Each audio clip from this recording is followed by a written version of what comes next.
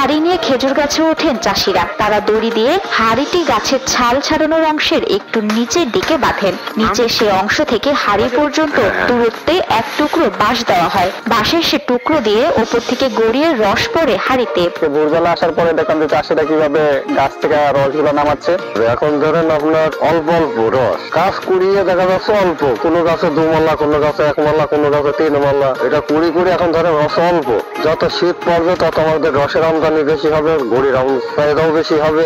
এরপর বড় কলসি থেকে ছেঁকে সে রস মাটির চুলার উপর রাখা চতুর্ভুজ আকৃতির বড় তাওয়া বা পাত্রে ঢালা হয়।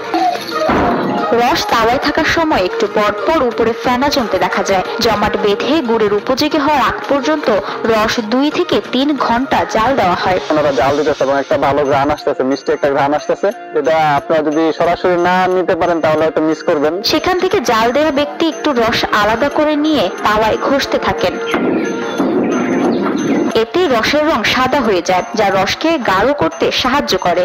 এ কারণে বীজ বানিয়ে তা আবার রসের মধ্যে নাড়া হয়। এভাবেই তৈরি হয় খেজুরের গুড়। এরপর লাল রং ধারণ করা রস গোলাকার একটি মাটির পাত্র বা গামলায় রেখে জমিয়ে বিক্রির জন্য প্রস্তুত করা হয়। এখানে গুড় এত পিওর এবং এত প্রসিদ্ধ কারণ কি এখানে গাছের একটা গাছের বয়স প্রায় 40-45 বছর। আর এখানকার কৃষকরা যারা গুড় তৈরি করে, গুড়ের কাজে নিয়োজিত আছে, তারা নির্ভেজাল গুড় তৈরি করে বলে এখানে দেশ এবং বিদেশ থেকে মানুষ আসে গুড় খেতে এবং গুড় নিতে। প্রাপ্তবয়স্ক একটি গাছ থেকে দৈনিক 10 থেকে 12 লিটার রস পাওয়া যায় এবং শ্রমিকের খরচ পড়ে 20টি গাছে 1000 টাকা।